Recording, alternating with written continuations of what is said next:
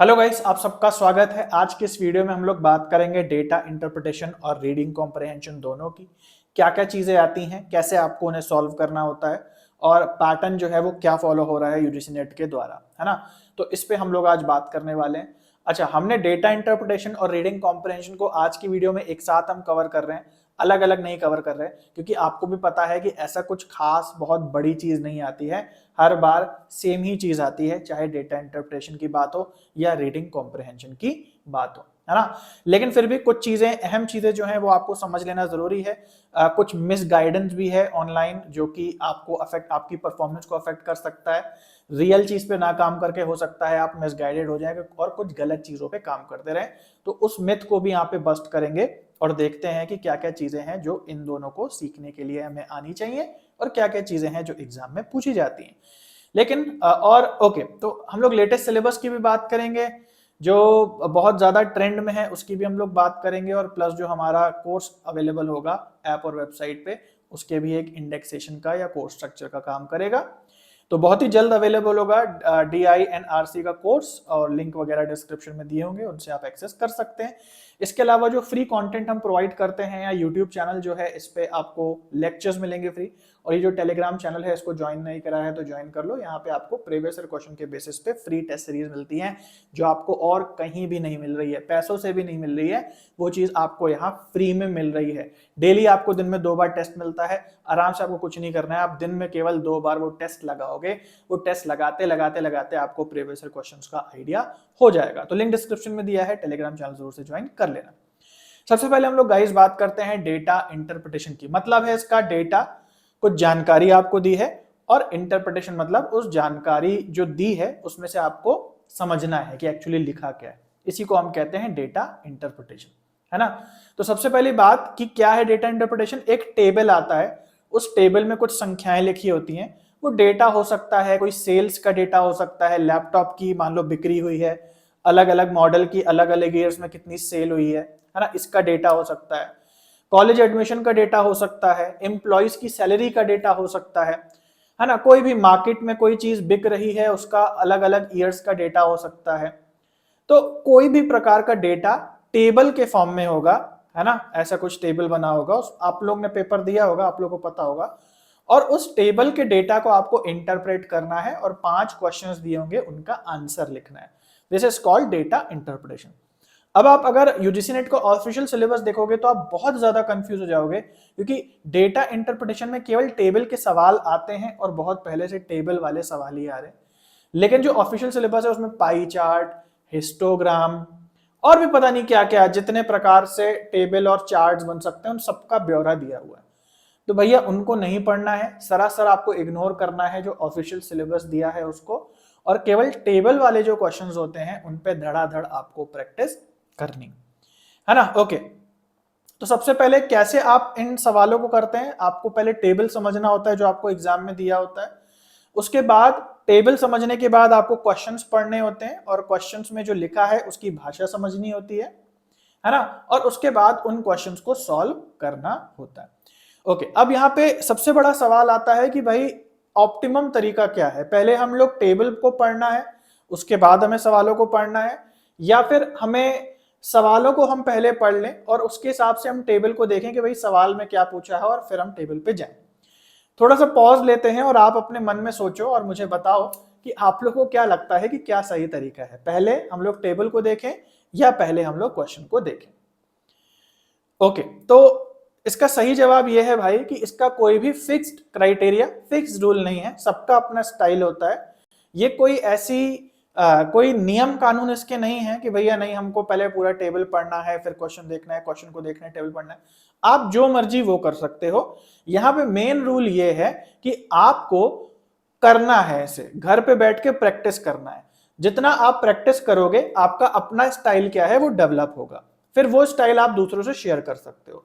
आपको ऑनलाइन जो ज्ञान मिलता है कि भैया ये ऑप्टिमम तरीका है, ये जापानी विधि है, ये चाइनीज विधि है, उससे कुछ नहीं होता भाई। वो लोगों की अपनी अपनी स्टाइल्स होती हैं जो वो आपसे शेयर करते हैं। इसका मतलब ये नहीं है कि वो स्टाइल आप पे भी काम करेगी। आपको वो स्टाइल खुद से प्रैक्टिस करके डेवलप करनी है। तो मेन यहाँ पे थंब रूल ये निकलता है कि आपको ज्यादा से ज्यादा घर पे बैठ के डीआई के सवाल करने हैं। जितने सवाल आप करते जाओगे आपका अपना स्टाइल डेवलप होता चला जाएगा। वो स्टाइल चाहो तो आप दूसरों से शेयर कर सकते हो ताकि दूसरों को मदद हो जाए, लेकिन ऐसे थोप के मत करना कि अरे देखो भाई यही तरीका होता है और इससे आपके 5 में 5 क्वेश्चन ठीक हो जाएंगे। ये तरीका गलत है जो कि ऑनलाइन चलता है। तो मेरा फोकस ये रहेगा, अपना स्टाइल डेवलप करो, बार बार क्वेश्चंस लगाओ, 1 घंटे में निकालो, 2 घंटे में निकालो, क्वेश्चन निकलना चाहिए और उसके बाद इसको करते करते प्रैक्टिस करते करते आपका अपना स्टाइल बन जाएगा, है ना। गाड़ी चलाने का भी अपना स्टाइल कैसे हुआ, हमने बार बार गाड़ी चलाई तो हमारा स्टाइल बन गया। लेकिन अगर कोई हमें ये बताए कि तुम गाड़ी गलत चला रहे हो, उसको ऐसे नहीं ऐसे चलाओगे तो ज्यादा अच्छी चलेगी, तो वो बात गलत हो जाएगी। ठीक यहाँ पे भी है, जब तक करोगे नहीं तब तक डरते रहोगे और तब तक नेट पे यही सर्च करते रहोगे कि बेस्ट तरीका क्या होता है ना। तो पानी में जब तक कूदोगे नहीं तब तक तैरना नहीं आएगा। तो भैया कूद जाओ और जितना हो सके डीआई की प्रैक्टिस करो।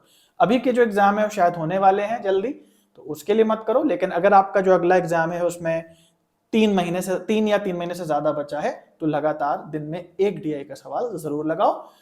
30, 40, 50 सवाल लगा के ही आपको समझ में आ जाएगा, खुद ही समझ में आ जाएगा क्या करना है, किसी को बताने की जरूरत नहीं।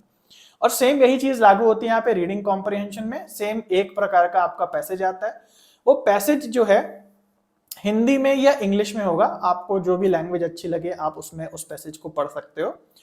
इंग्लिश का पैसेज ज्यादा एक्यूरेट होता है, ज्यादा सेंस करता है। हिंदी का ऐसा लगता है कि गूगल ट्रांसलेटर से थोड़ा उठा के दे दिया, थोड़ा अजीब लगता है पढ़ने में।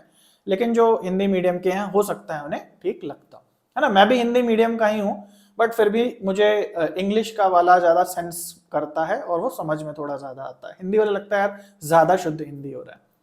तो ये जो पैसेज है किसी भी टॉपिक से हो सकता है। ये आपका मान लो टेक्नोलॉजी से कुछ टॉपिक उठा के दे दिया, मान लो एनवायरनमेंट से कुछ उठा के दे दिया, मान लो एजुकेशन की फील्ड से कुछ दे दिया, या मान लो गवर्नमेंट की कोई पॉलिसी है। मतलब दुनिया में, और ये नहीं कि देश का ही टॉपिक, विदेशों का भी टॉपिक आ सकता है।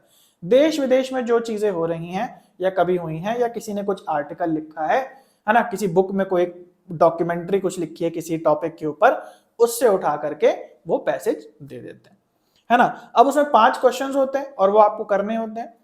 तो यहाँ पे भी वही बात आती है कि पैसेज को आपको रीड करना है, उसके बाद क्वेश्चंस को देखना है हो पाएगा कि नहीं, और उसके बाद जो क्वेश्चंस हैं उनको आपको अटेम्प्ट करना है। एक बात यहाँ पे ध्यान रखनी है कि जो क्वेश्चन है ये बच्चों वाले अनसीन पैसेज जैसे नहीं होते कि मान लो क्वेश्चन में कुछ पूछा है, हमने वर्ड जो है उस पैसेज में जाके ढूंढ लिया, हमको वो लाइन मिल गई, अब हमको आंसर मिल जाएगा। क्वेश्चंस में अक्सर शब्दों को बदल दिया जाता है ना। जैसे मान लो अगर आपके पैसेज में लिखा है हार्ड, तो आपके क्वेश्चन पूछा होगा व्हाट इज डिफिकल्ट, है ना। तो ऐसा नहीं है कि डिफिकल्ट शब्द को लेके आप पैसेज में ढूंढोगे तो वहां पे आपको कहीं कुछ आंसर मिल जाएगा। आपको डेप्थ में मतलब समझना पड़ेगा पूरे के पूरे पैसेज का। तो इसका मतलब ये है यहाँ पे आपको रीडिंग की अच्छी प्रैक्टिस होनी चाहिए।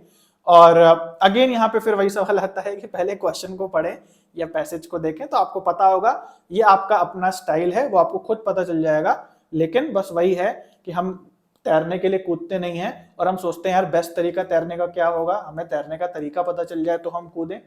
आपको बस कूदना है, डेली एक रीडिंग कॉम्प्रिहेंशन का पैसेज जरूर से लगाना है। आपको ऑनलाइन भी मिल जाएंगे, अब तो ऑनलाइन कंटेंट की भरमार है, गूगल पे सर्च करो, डीआई के सवाल भी मिल जाएंगे, रिसर्च एप्टीट्यूड के भी मिल जाएंगे, और जो हमारा टेस्ट सीरीज है उसमें तो आपको अनगिनत क्वेश्चंस मिल जाएंगे, प्रीवियस ईयर क्वेश्चंस। तो कहीं से भी आपको क्वेश्चंस मिल जाएंगे, बट ये नियम बनाओ कि डेली एक डीआई के क्वेश्चन को पे काम करना है और डेली एक रीडिंग कॉम्प्रिहेंशन पे काम करना है। देखो भाई क्या होगा कि अगर आपकी रीडिंग खराब है तो शुरुआत में आपके आंसर्स नहीं निकलेंगे, है ना। जैसे मान लो आपको लगा आंसर ए होना चाहिए, लेकिन आपने आंसर की देखी तो आंसर बी लगा था, है ना। तो अब आपको रिवर्स इंजीनियरिंग करनी है कि मैंने क्यों ए सोचा और क्यों बी आ रहा है। कभी कभी हमारा दिमाग जो होता है ना पहले से ही कुछ सोच के रखता है, मतलब जो लिखा है रीडिंग पैसेज में लिखा है उसको नहीं ध्यान देता, पहले से कुछ सोच के रखता है, कुछ माइंड में चल रहा होता है, खिचड़ी पकड़ी होती है, और जब हमारे सामने क्वेश्चन आता है हमें लगता है अच्छा यही तो आंसर होगा। वो कभी कभी हमारे दिमाग से कोई बात आ रही होती है, हम निष्पक्ष रूप से उस पैसेज को नहीं पढ़ रहे होते। तो अगर आपको कोई आंसर गलत होता है, आप आंसर की में देखो क्यों ये आंसर दिया है, मेरा क्यों गलत है, और उस हिसाब से थोड़ा कहानी बनाने की कोशिश करो कि क्यों ये आंसर सही हुआ। बट यहाँ पे आपको मेक श्योर करना है कि जिस भी सोर्स को आप यूज कर रहे हैं वहां आंसर एक्यूरेट दिए हुए हैं। यूजीसी नेट की जो किताबें आती हैं चाहे वो प्रीवियस ईयर क्वेश्चंस की हो, चाहे वो मॉक टेस्ट की हो, या कोई भी किताब हो, उनमें बहुत ज्यादा गलतियां होती हैं। तो जनरली वो आपको कंफ्यूज कर सकता है। पहले स्टूडेंट्स मुझे भी बहुत सारे स्क्रीनशॉट्स भेजते थे कि सर ये क्वेश्चन आपने तो ऐसा बताया था, इसमें तो ऐसा लिखा है। वो मैंने देखना ही बंद कर दिए, क्योंकि दूसरी किताबों में जो भी चीजें हैं, है ना, उसकी जिम्मेदारी किसी की नहीं है भैया, वो आपने खरीदी है, उसको आप जानो। तो मेक श्योर कि आप जो पैसेज लगा रहे हैं उसके आंसर्स जो है उनमें गड़बड़ी नहीं है, वो सही है, तो वो आपको मदद करेगा। वरना वो गलत आंसर वाली चीज आपको नुकसान भी कर सकती है। जैसे हम लोग की टेस्ट सीरीज जो है उसमें कभी कभी प्रिंटिंग मिस्टेक हो जाती है, अगर हमें स्टूडेंट रिपोर्ट करते हैं तो 1 घंटे के अंदर अंदर जो है उसको करेक्ट कर दिया जाता है, वो लेकिन बहुत रेयर निकलती है मिस्टेक।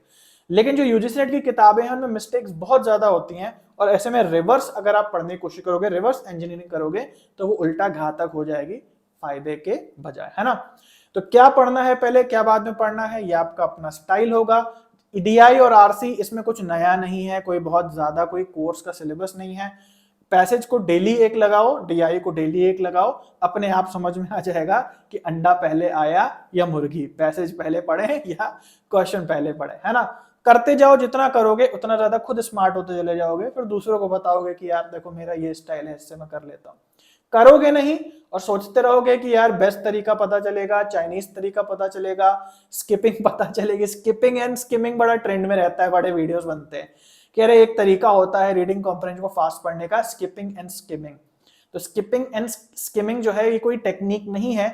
जब आप बहुत पढ़ने लगते हो, बहुत पढ़ने लगते हो, डेली रीड ही कर रहे हो कुछ ना कुछ, तो आपका माइंड खुद ही बोलता है जो फालतू चीज लेगी इसको छोड़ो यार, आगे बढ़ो। तो आपकी इतनी जब प्रैक्टिस हो जाती है तब स्किपिंग एंड स्किमिंग अपने आप होने लगती है। This is not a technique that you learn and then you go for the reading, है ना। First develop the habit of reading daily, on the daily basis if you read. उसके बाद जो है आपका दिमाग आपको खुद ही सजेस्ट करेगा कि भाई अब तो स्किप करो, ये तो फालतू चीज लिखी हुई है। तो जितना डेली पढ़ोगे, इन दोनों ही को जितना ज्यादा प्रैक्टिस करोगे, आपका स्टाइल जो है वो खुद ही बनता चला जाएगा, ठीक है। इसके अलावा जो कोर्स है हमारा वो आप देख पाओगे हमारी ऐप और वेबसाइट पे, उस पर भी काफी जो टिप्स एंड ट्रिक्स वगैरह हैं, जो सजेशंस है, उसमें आपको और मिल जाएंगे, है ना। और इसके अलावा जो कुम्हार एजुकेशन टेलीग्राम चैनल है, जरूर से ज्वाइन करो। डेली आपको दिन में 2 बार प्रीवियस ईयर क्वेश्चंस मिलते हैं, बिना किसी फीस के, बिना किसी खर्चे के, बिल्कुल फ्री में। टेलीग्राम चैनल को ज्वाइन करके भी आपकी डेली प्रीवियस ईयर क्वेश्चंस की प्रैक्टिस हो जाएगी। और यूट्यूब चैनल को सब्सक्राइब कर लेना, यहाँ पे आपको फ्री लेक्चर्स मिलते हैं। अभी के लिए इतना है, मिलते हैं अगली वीडियो में, तब तक के लिए सभी को बाय और टेक केयर।